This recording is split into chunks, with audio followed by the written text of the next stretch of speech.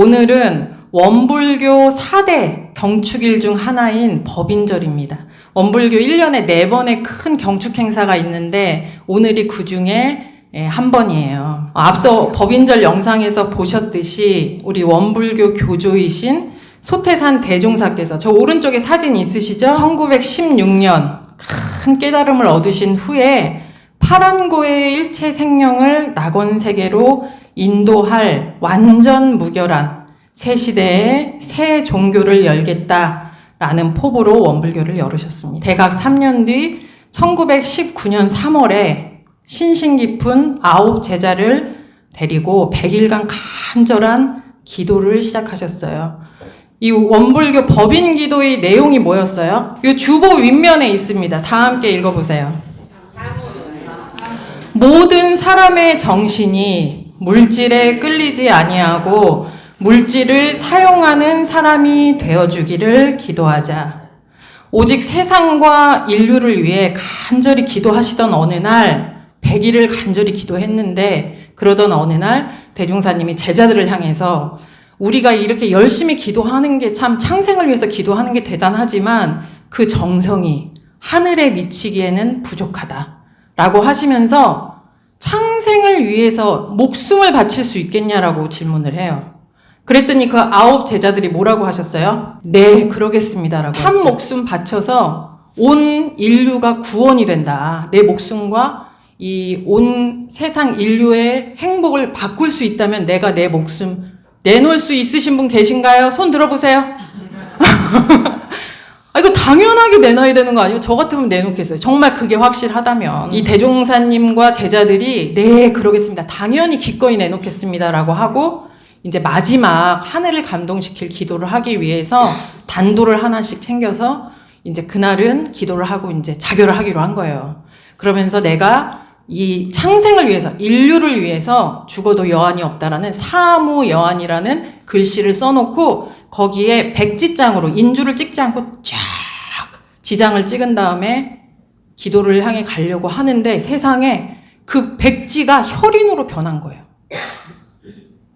그래서 대종사님이 우리들의 진실된 간절한 마음이 하늘을 감동시켰다. 그러면 우리는 지금부터 창생 제도를 향한 이 교화 사업을 시작할 수 있겠다라고 해서 그때부터 이제 원불교의 새로운 역사가 시작됐습니다. 우리 원불교에서는 이렇게 백지 혈인의 이적이 나툰 양력 8월 21일을 법인절로 정하고 매년 법인절 기념식을 경축하고 있습니다. 법인 기도의 내용이 뭐였다고요? 사무여한은 뭐냐면 법인 기도의 내용이 아니고 정신이에요. 죽어도 내가 여한이 없다라는 그 마음으로 간절하게 무엇을 바랬다고요? 모든 사람의 정신이 물질에 끌리지 아니하고 물질을 사용하는 사람이 되어주기를 기도했습니다. 제가 몇 년 전에 부모님을 모시고 제주도 여행을 갔어요. 제주도 이제 여기저기를 구경을 이제 부모님과 하고 있는데 섭지코지 가보셨어요?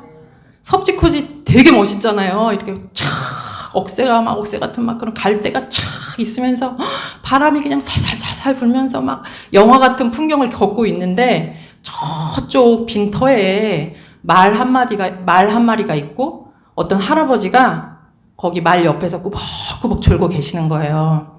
근데 그 앞에 이상한 라면 박스 같은 거에 뭐라고 써 있냐면 한 바퀴 15,000원 이렇게 써 있는 거야. 한 바퀴 15,000원. 그러니까 저희 어머니가 뭐라 그러냐면 아이고 되게 싸다. 말 타는데 한 바퀴 15,000원이래. 원래 30,000원인데 한번 타봐. 도군경보다 타봐. 그러시는 거예요. 제가 말을 타본 기억이 없어요. 근데 초등학교 이제 뭐 어디 여행 가서 쪼랑말 위에 앉아있는 사진은 있지만 그 뒤로 말을 타본 적 없거든요. 근데 제가 또 말을 굉장히 어릴 때부터 좋아했어요. 말을 키워보는 게 막 꿈일 정도로. 그럼 가까이서 오랜만에 말 한번 타볼까요? 하고서는 말을 딱 탔는데 그 섭지코지 말을 탔는데 세상에 너무 생각보다 이게 높은 거예요. 그래서 너무 무섭다. 이거 진짜 이거 탈 게 아니네. 그러던 차에 갑자기 그 말 끄는 말 주인 할아버지가 말을 향해서 에이씨 하면서 막 알아듣지도 못하게 막 소리를 치는 거예요.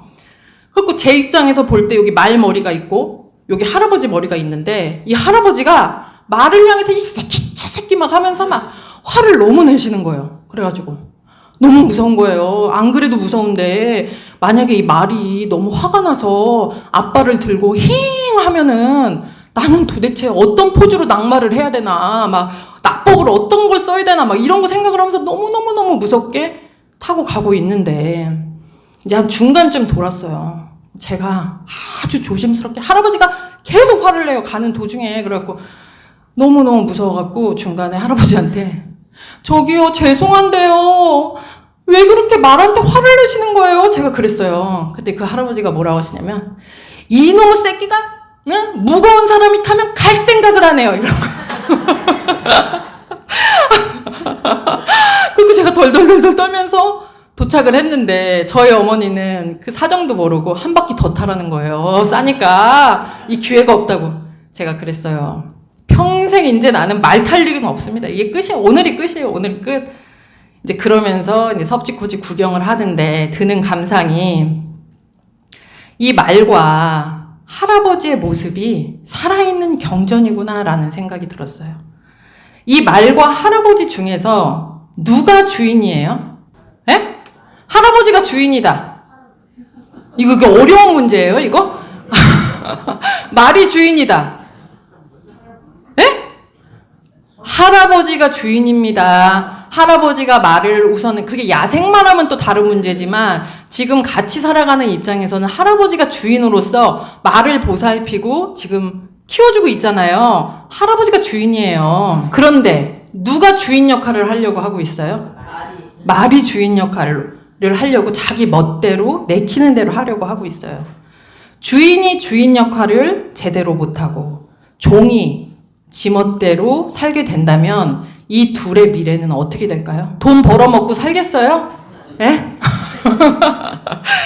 이것이 우리들 삶의 모습입니다. 주인이 주인 역할을 못해서 주종이 바뀐 삶. 우리 원불교 개교의 목적이자 유일한 기도의 내용이 모든 사람의 정신이 물질에 끌리지 아니하고 물질을 사용하는 사람이 되는 것입니다. 정신 세력 확장을 통해서 온전한 정신이 주인이 되어서 물질을 선용하는 삶을 살자는 것입니다.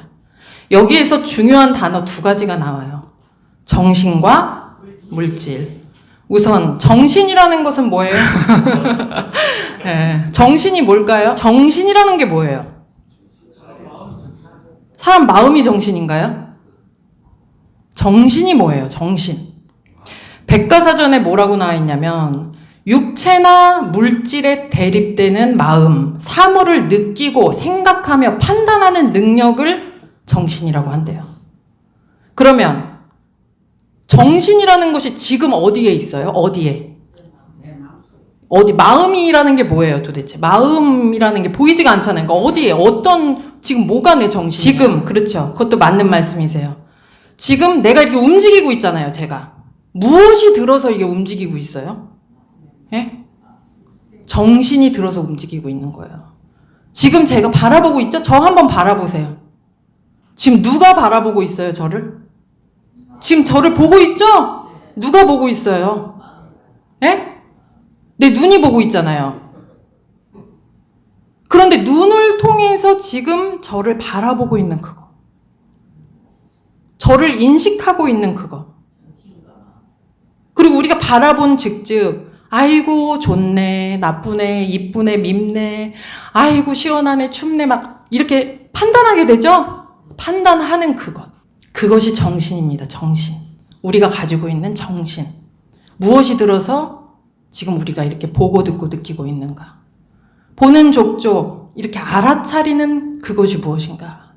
지금 우리가 이제 이런 것에 대해서 모르시는 분들, 누가 보고 있어요? 내 눈이 보고 있지, 누가 보고 있어? 무엇이 냄새 맡고 있어? 내 코가 냄새 맡고 있지, 뭐가 냄새 맡고 있어? 이렇게 얘기를 하거든요.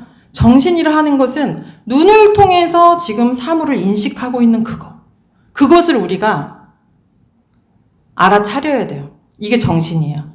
그러면 물질이라는 건 뭐예요? 물질이라는 건? 백과사전에 뭐라고 나와 있냐면 물질은 공간의 일부를 차지하고 질량을 가지며 다양한 자연현상을 일으키는 실체이다 라고 나와 있습니다. 즉 내 눈에 지금 보이는 모든 것, 이 세상을 꽉 채우고 있는 모든 것이 물질이에요. 돈, 그리고 집, 차, 음식 이런 건 물질인가요? 아닌가요? 물질이죠? 그러면 이 내 몸은 물질인가요? 정신인가요? 물질이에요. 이것도 물질. 이 물질을 통해서 내 정신이 발현하는 거잖아요. 예? 물질이란 말이에요. 그러면 내 삶을 이루고 있는 요소를 이렇게 정신과 물질로 나누어서 생각할 때 내 삶의 주인은 누가 되어야 될까요? 정신이 되어야 된다. 손 들어보세요. 정신이 나를 이끌어야 된다. 물질이 이끌어야 된다. 정신이 내 삶을 이끌어야 되죠. 판단하고 알아차리는 그것. 각자 삶을 한번 생각해 보세요.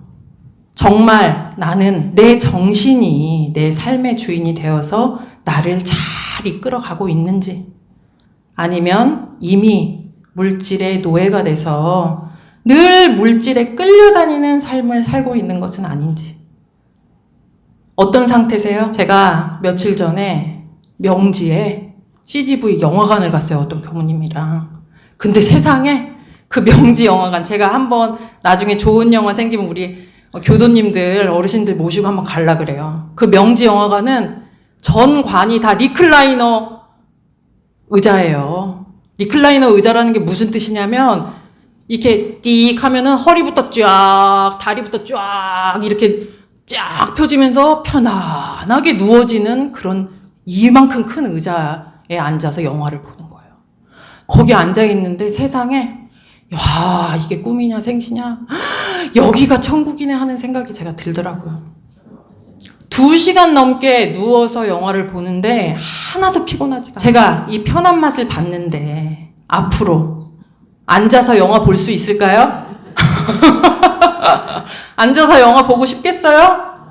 돈이 몇천 원 비싸더라도 당연히 리클라이너 소파에서 영화를 봐야지. 이런 천국 같은 혜택을 누리기 위해서 무엇이 필요해요? 돈이 필요합니다.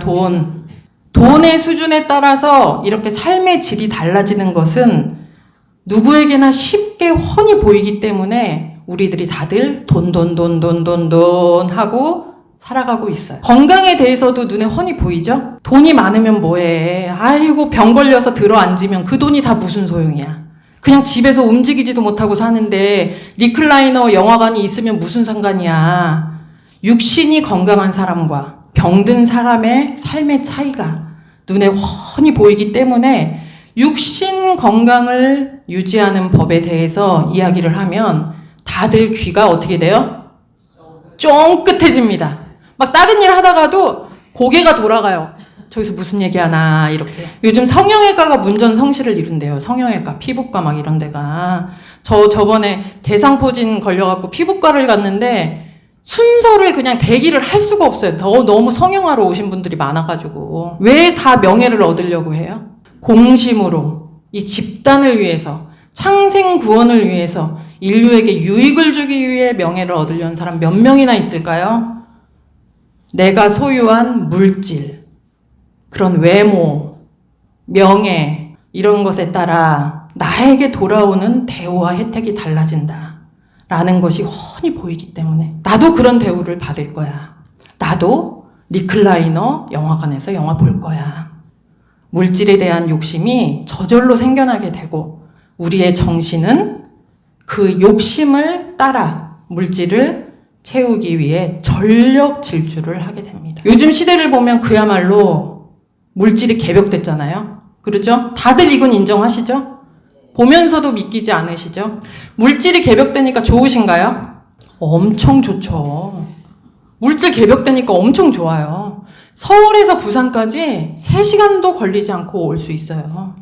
그리고 여름에는 시원하게 지낼 수 있고 겨울에는 따뜻하게 지낼 수 있고 먹고 싶은 거 배불리 다 먹을 수 있고 리클라이너 소파에서 영화도 볼 수 있고 전 인류가 합심해서 물질에 대한 서원과 욕심으로 전력 질주를 한 결과 물질이 급속도로 개벽이 되었습니다. 문제가 있을까요?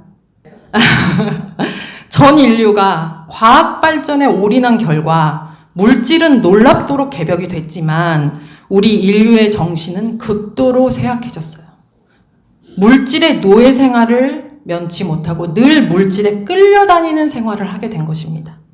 요즘 순살 아파트가 굉장한 이슈가 됐잖아요. 순살 아파트 아세요?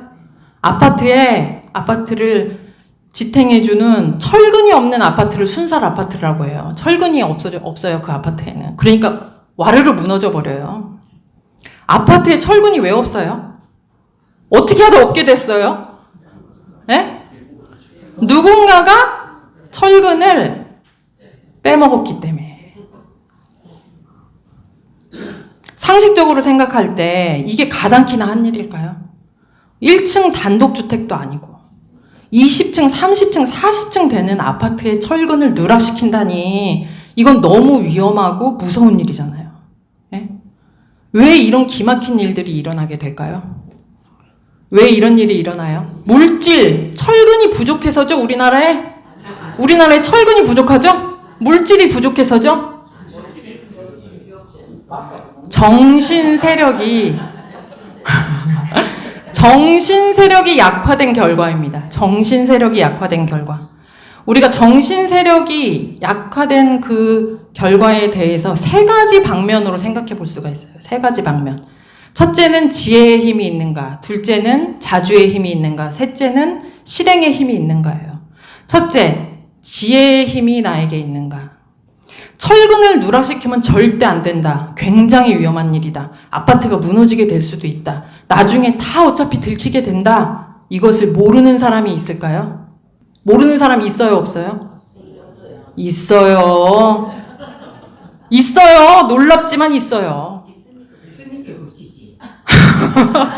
나중에 왜 대원님이 철근 빼돌렸어요? 아니, 대원님 그 철근 왜 빼돌렸어요? 제가 그러면은, 아니, 사람이 살다 보면 그럴 수도 있지.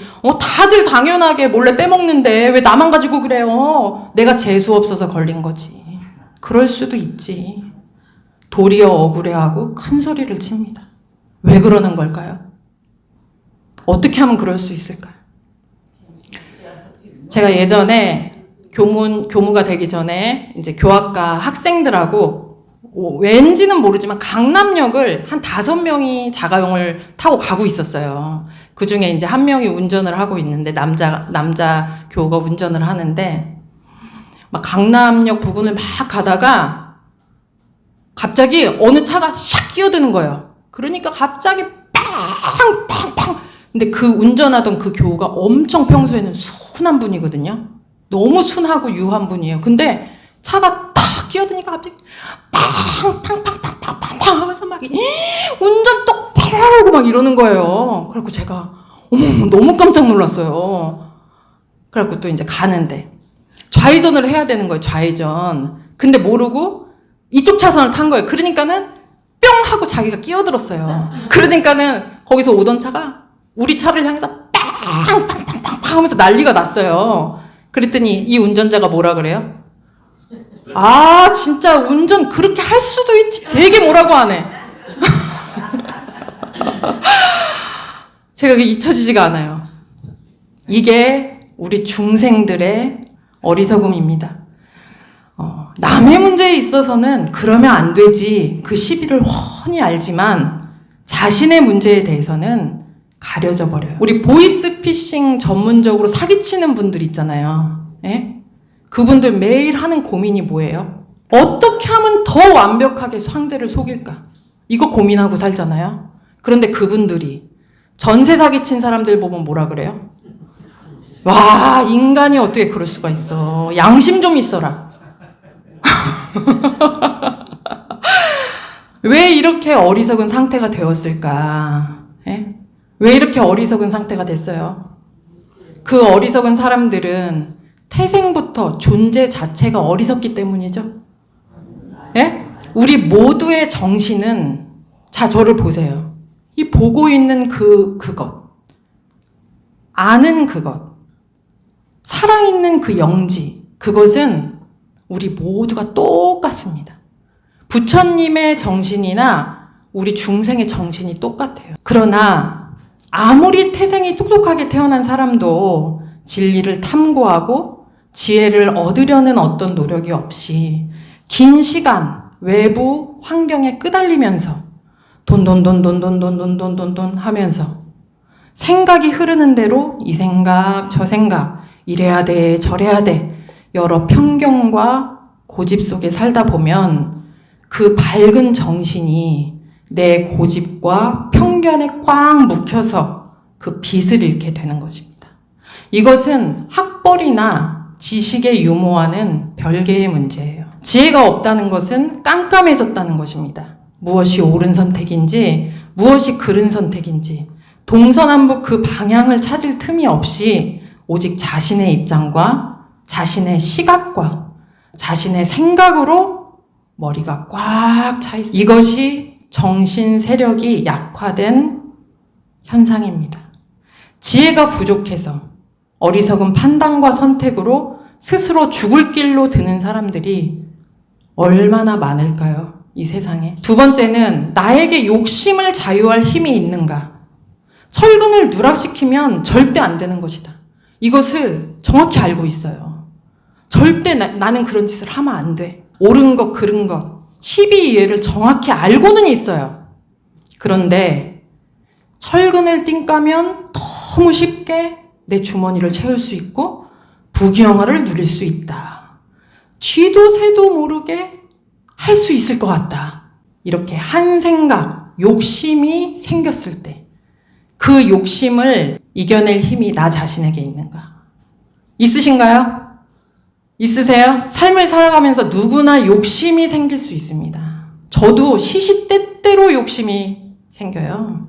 우리 마음이 살아있는 마음이다 보니까 보는 즉, 듣는 즉, 느끼는 즉, 안입이 설신이 육군이 작용되는 족족 좋은 거, 갖고 싶은 거, 하고 싶은 것들에 대한 욕심이 생겨납니다. 욕심이 나쁜 것이냐? 너무나 당연한 마음이고 살아있다라는 증거라고도 할 수 있어요. 문제는 무엇이냐? 불같이 일어나는 욕심을 제어하는 힘이 없이 내 정신의 세력이 그 욕심에 한 번, 두 번, 그 욕심과 타협을 하면서 그 욕심에 한 번, 두 번 끌려다니다 보면 어느새 욕심의 힘이 점점 더 커져서 늘 욕심에 끌려다니게 되는 것입니다. 욕심은 시시때때로 당연하게 생겨나기 마련인데 나에게 욕심을 제어할 마음에 힘이 없다면 12이해를 바르게 아는 것이 다 무슨 소용이 있을까요? 밤에 라면 먹어야 돼요? 안 먹어야 돼요? 밤 12시에 라면 먹어야 돼요? 안 먹어야 돼요? 안 먹어야 되는데 아이고 TV에서 라면 광고를 보는 즉 물을 올린다. 욕심에 끌려버리는 거예요. 도둑질을 하면 안 돼. 철근 훔치면 안 돼. 한 생각이 동한 즉 나도 모르게 도둑질을 해버리고 우리 남의 흉을 보면 안 돼라고 하죠. 남의 흉 보지 말자는 원불교에서만 하는 얘기가 아니에요. 그냥 보편적 지식이 됐어요. 요즘 시대는 밝은 시대라 어차피 내가 남의 흉을 보면 그게 화살이 돼서 나에게 돌아온다. 절대 남의 흉을 보면 안 돼. 근데 내 마음에서 아이고 입이 간지러워 그냥 아이고 억울해 하는 그 욕심이 생겨버리면 어때요? 돌아오든지 말든지 우선은 하고 보자. 내가 작은 경계에서 한 번, 두 번 욕심에 끌리는 그 순간들이 참으로 무서운 것인 줄을 우리가 알아야 됩니다. 삶을 살면서 하고 싶은 마음이 나면 쑥 따라가 버리고 하기 싫은 마음이 나면 글로 쑥 따라가 버리죠? 아 내가 내 인생 내 마음대로 하고 사는 거지 뭐 이러면서 이런 작은 경계마다 욕심을 한번 쫓아간 것이 욕심의 세력을 키우는 결과가 됩니다. 하고 싶은 대로, 마음 나는 대로, 내키는 대로 그렇게 살면 될까요? 안 될까요? 네? 우리가 지금 8월부터 이 창생을 위한 100일 기도 하자라고 말씀드렸죠? 잘하고 계신가요? 네. 이 법회를 보고 아 그래 나도 나만을 위한 기도를 할 게 아니라 창생을 위한 기도에 동참을 해야겠다 마음을 먹었어요. 그런데 기도할 시간만 되면 아이고 하기 싫어라 그 욕심에 끌려서 하고 싶은 날은 하고 하기 싫은 날은 안 해요. 그때는 나 자신에 대해서 어떻게 생각해야 돼요? 아이고 내가 그 섭지코지 말과 같은 수준이구나 이렇게 생각을 하셔야 돼요. 하고 싶은 대로 한단 말이에요.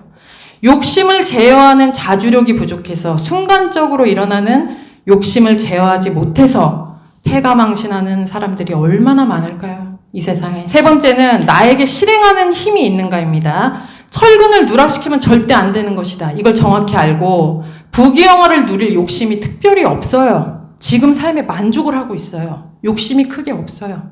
그런데 삶의 습관이 뭐든지 대충대충 하는 것이 습관이 되어 있다. 꼼꼼하게 정확하게 해야 되는 책임이 있는데도 불구하고 그렇게 하려니까 되지가 않아. 힘들어 죽겠단 말이에요. 그래서 습관대로 대충 해버린다. 아무리 지혜가 많더라도, 아무리 욕심에 자유할 힘이 있더라도 습관에 끌려버리면 결과는 똑같습니다.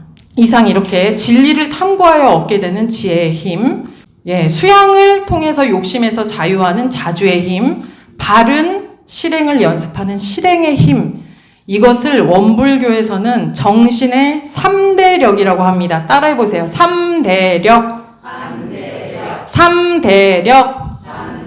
세 가지 큰 마음의 힘이라는 뜻이에요. 3대력. 이 3대력 가운데 나는 무엇이 부족한 상황일까 한번 생각해 보세요. 나는 지금 지혜가 내가 좀 어둡나? 내 생각에 갇혀 있나? 나는 지혜는 있는데 내 욕심에 늘 끌려다니나? 나는 지혜도 있고 욕심도 지금 잘 이겨내는데 혹시 내 습관에 끌려다니나? 내 하고 싶은 대로 내가 움직이나? 몇 개가 부족하세요? 예? 2개는 잘 되는데 1개가 부족하다. 안심할 수 있을까요? 한 부분이라도 결함이 있다면 경계를 당해서 내 정신이 결국 물질에 끌려버리기 때문에 이 3대력, 이 3가지 마음의 힘을 결함 없이 갖추어야만 내가 물질에 끌리지 않고 물질을 사용하는 사람이 될 수가 있습니다.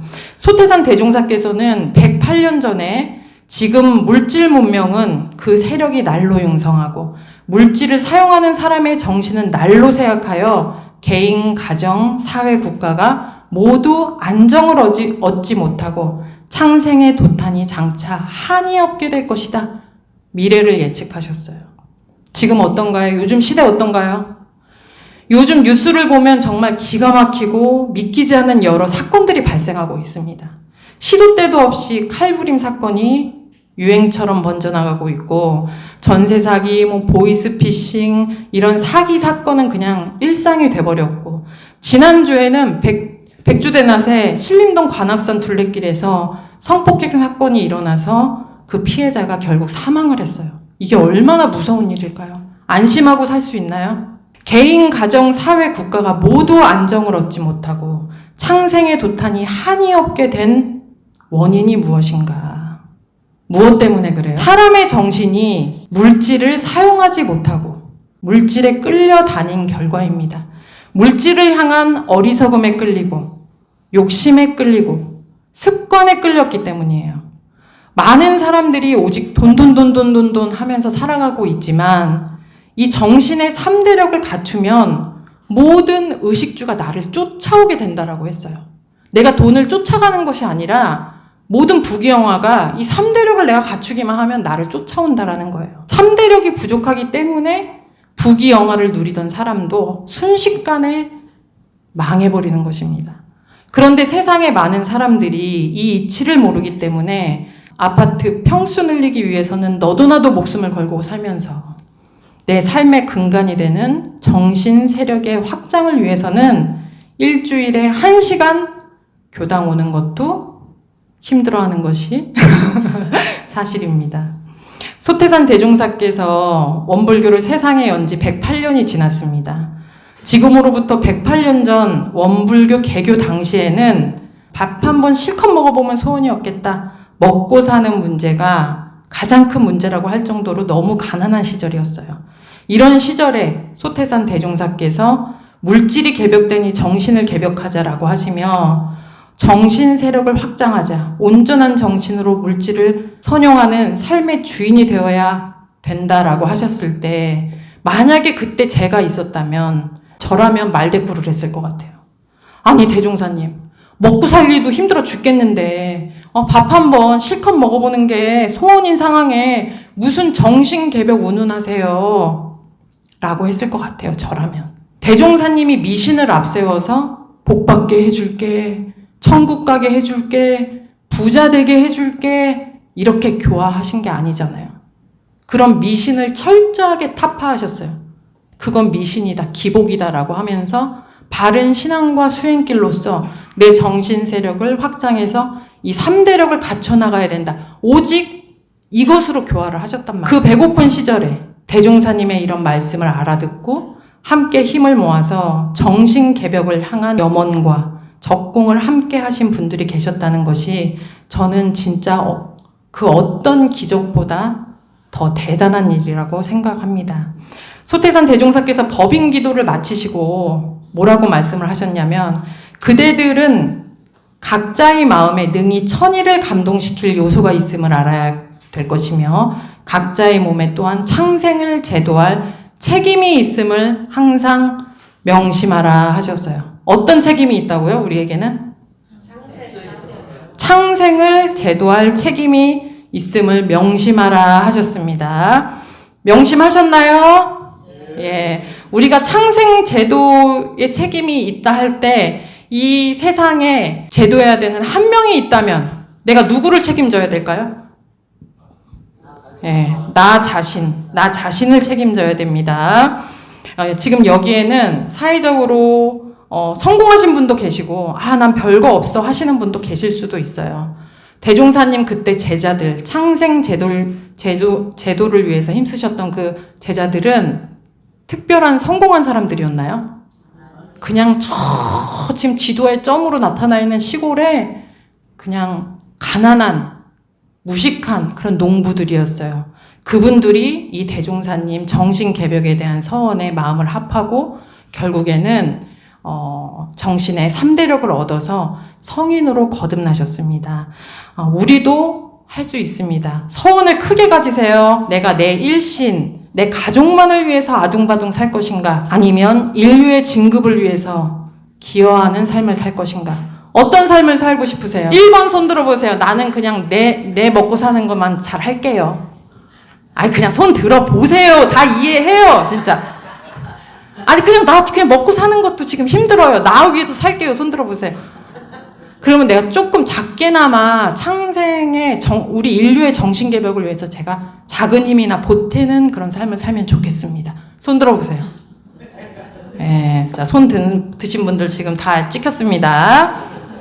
그러면 그러기 위해서 가장 중요한 거, 우선되어야 될 건 무엇이냐? 첫째는 내 마음에 이 정신개벽과 성불재중, 그러니까 성불재중이라는 것은 내가 부처의 인격을 이루겠다.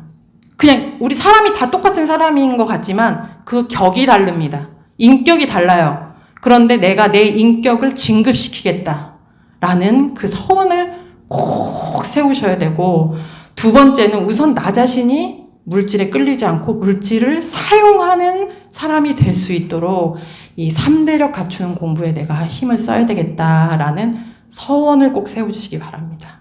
법회는 빠져야 될까요? 말아야 될까요? 예? 계몽 공부, 우리 의무죠? 의무? 계몽 공부? 제가 언제까지 교도님들 눈치를 봐야 될까요? 계몽 공부는 해야 될까요? 말아야 될까요? 예.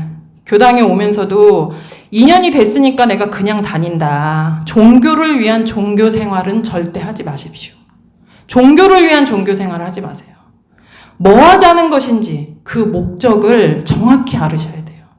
원불교에서 뭐 하자는 거예요? 그냥 아주 복잡한 거 지금 잘 안 외워지시잖아요. 그러면 4글자로 하시면 돼요. 정신개벽. 자, 따라해보세요. 시작. 정신개벽. 원불교 외우신다고요? 정신개벽을 통해서 내가 부처의 인격을 이루고 3대력을 갖추어서 내 삶을 풍요롭고 안정되게 만들어가는 것이, 내가 그냥 나만 잘 살자고 하는 것이 아니라 이 전체 우리 인류의 행복을 위해서 우선 나부터 바로 서고 그 다음에 나를 많은 사람들이 보감 삼아서 함께 쫓아갈 수 있도록 표준이 되자는 그런 말씀입니다. 오늘 법인절 경축을 맞이해서 우리가 다시금 서원을 세우는 시간을 가져봤습니다. 한 명 한 명의 다짐과 서원이 인류를 진급시키는 역사가 되는 것입니다. 우리 용옥교단 교도님들과 전 세계의 모든 동포님들 마음에 정신개벽을 향한 서원이 더욱 커져가는 기원 되기를 염원드리면서 오늘 설교 마치겠습니다.